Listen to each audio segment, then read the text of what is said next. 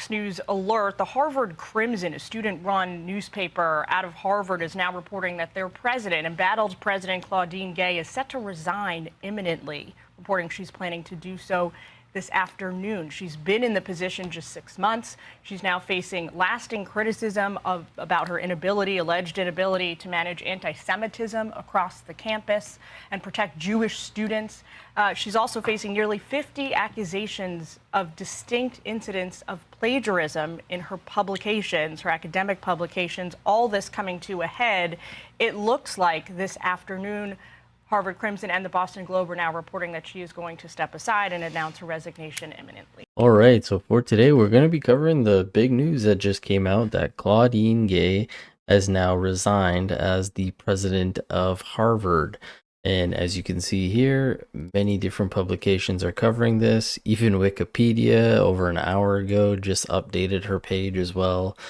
Harvard president resigns. CNN's covering this. As I said, lots of publications are covering this. And if you kind of forgot about what all this was about, I'll give you a quick little refresher with this video. McGill, at Penn, does calling for the genocide of Jews violate Penn's rules or code of conduct? Yes or no? If the speech turns into conduct, it can be harassment, yes. I am asking specifically calling for the genocide of Jews. Does that constitute bullying or harassment? If it is directed and severe or pervasive, it is harassment. So the answer is yes. It is a context-dependent decision, Congresswoman. It's a context-dependent decision. That's your testimony today. Calling for the genocide of Jews is depending upon the context. That is not bullying or harassment. This is the easiest question to answer yes, Ms. McGill. So is your testimony that you will not answer yes? If the yes or no? If the speech becomes conduct, it can be harassment, yes. Conduct meaning committing the act of genocide? The speech is not harassment? This is unacceptable, Ms. McGill. I'm going to give you one more opportunity for the world to see your answer. Does calling for the genocide of Jews violate Penn's code of conduct when it comes to bullying and harassment? Yes or no? It can be harassment. The answer is yes.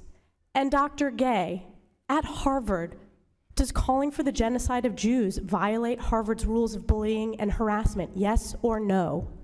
It can be, depending on the context. What's the context?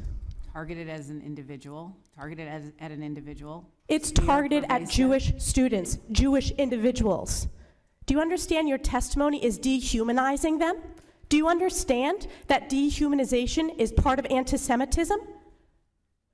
I will ask you one more time. Does calling for the genocide of Jews violate Harvard's rules of bullying and harassment? Yes or no? Anti-Semitic rhetoric. And is it anti-Semitic rhetoric? Anti-Semitic rhetoric when it crosses into conduct that amounts to bullying, harassment, intimidation, that is actionable conduct, and we do take action. So the answer is yes, that calling for the genocide of Jews violates Harvard Code of Conduct, correct? Again, it depends on the context. It does not depend on the context. The answer is yes, and this is why you should resign. These are unacceptable answers across the board.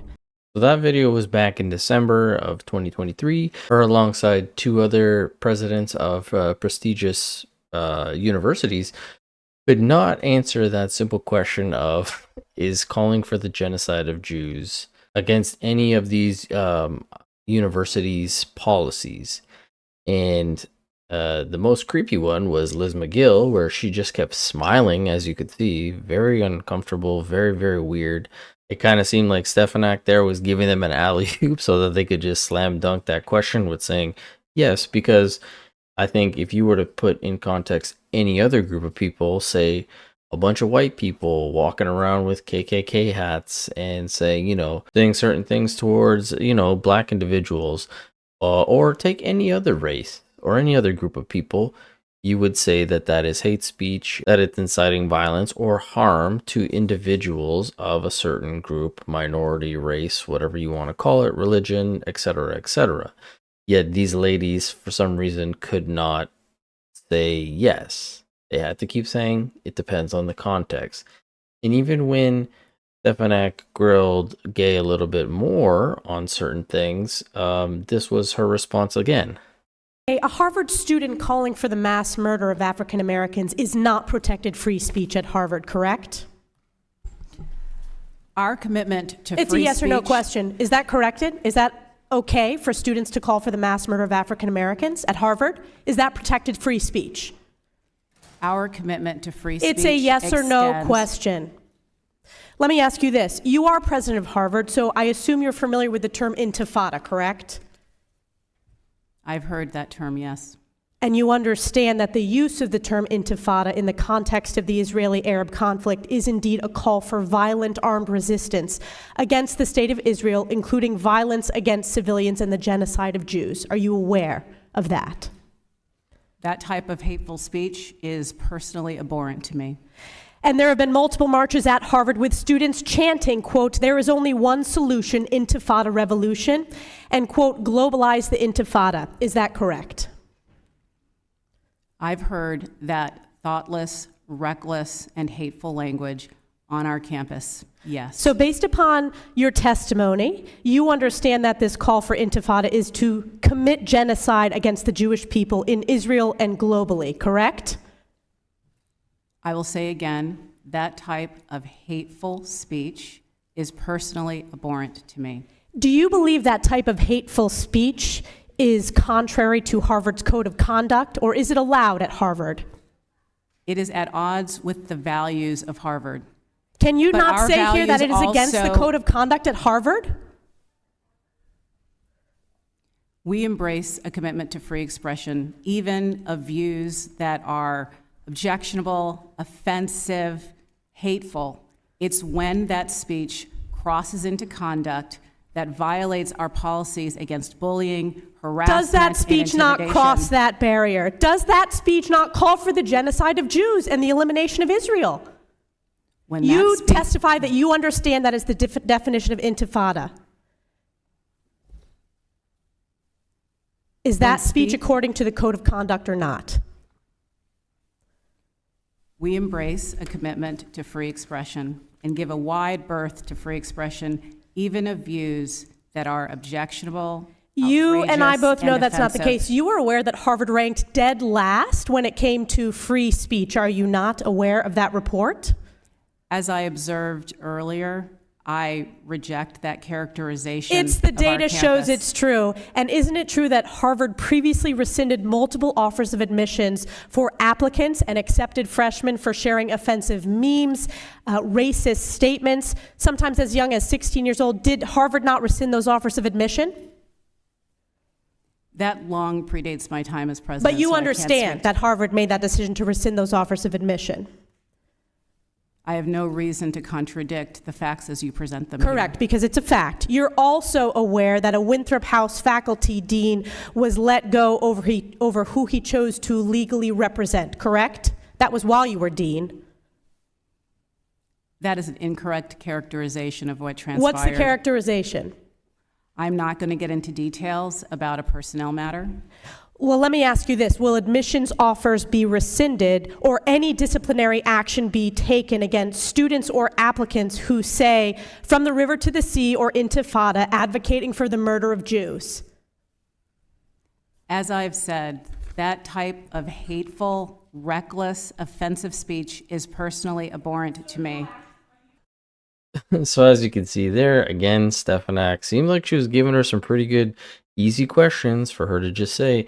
And Claudine admits that she finds that that kind of stuff would be abhorrent and that it is at odds with, you know, Harvard's policies or whatever.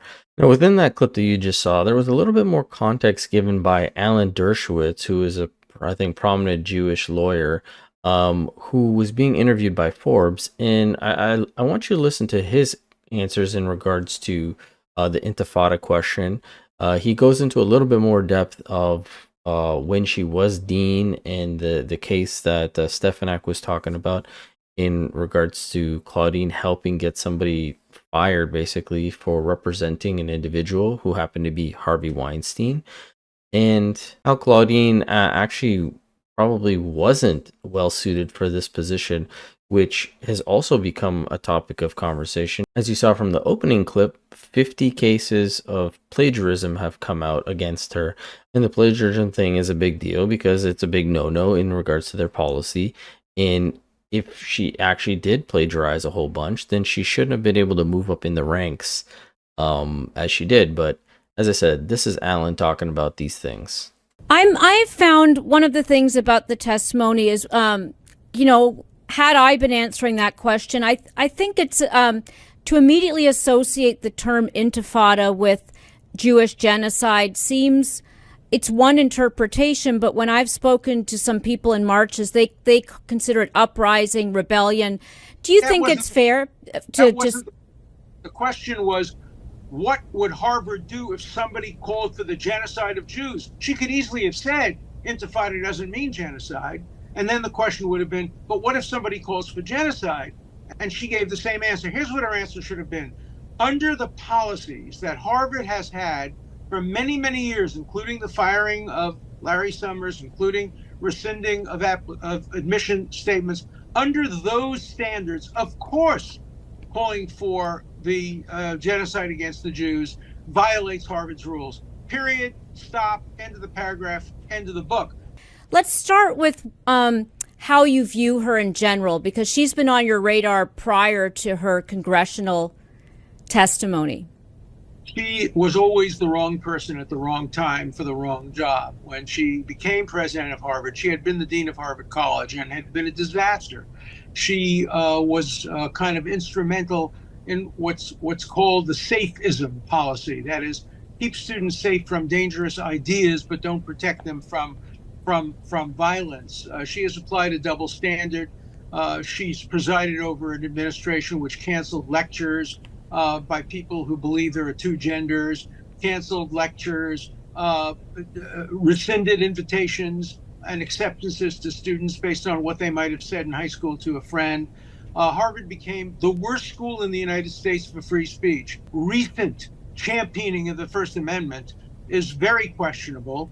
She should have admitted to the congressional committee that under Harvard's standards, which are wrong, but under Harvard's long-term standards where microaggressions aren't permitted, of course calling for the genocide of Jews is against Harvard's rules. But she was not honest with the committee. She said instead, and I'll quote her, "We embrace a commitment to free expression." I wish it was true, but it wasn't true. She stands for the opposite of free expression. She stands for cancel culture, censorship, the diversity, equity, and inclusion, monstrosity, bureaucracy, which has taken over college campuses. And so the board that appointed her initially repeated their mistake by keeping her on after she's proved her incompetence to lead Harvard. I want to get to what she said before Congress, but let's first unpack a little bit what you said with regard to her, the atmosphere that she allegedly created. Was there specific incidents that come to mind that illustrate that for you in terms of? One perfect incident. A man named Ron Sullivan was the first African-American dean, along with his wife, of Winthrop House, one of the great houses of Harvard.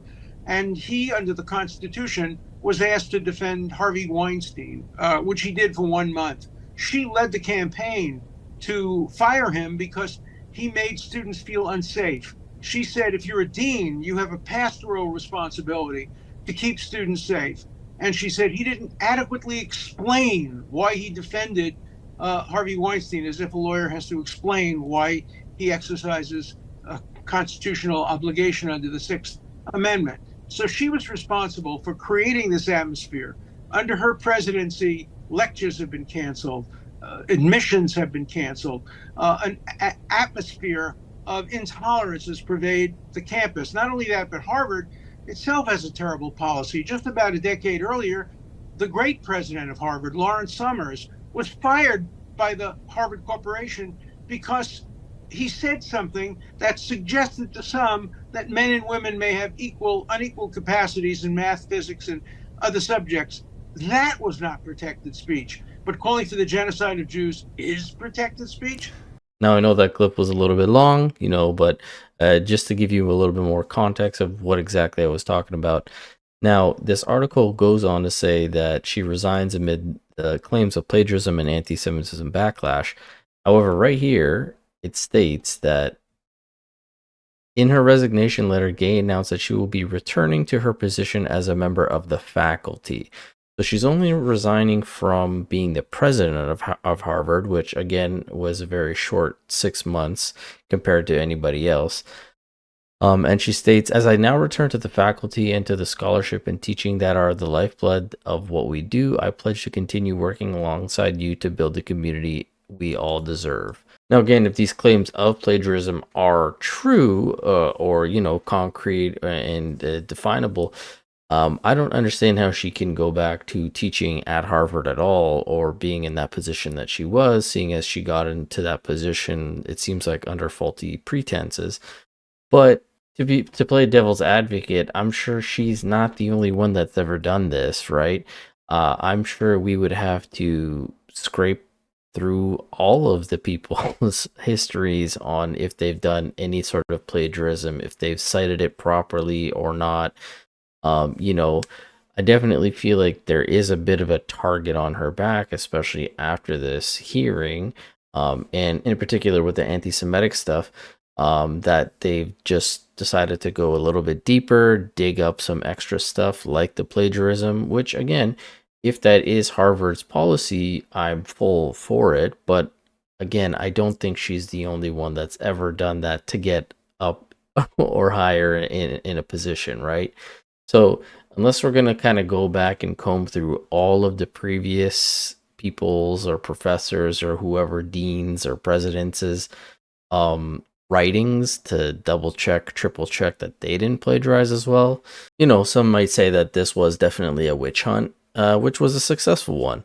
But that being said, even if it was a witch hunt, I do believe if she was caught for plagiarizing and got into her position, either due to DEI, affirmative action, or due to the plagiarism where they thought that that was her work, then yeah, I still feel like she shouldn't be in that position.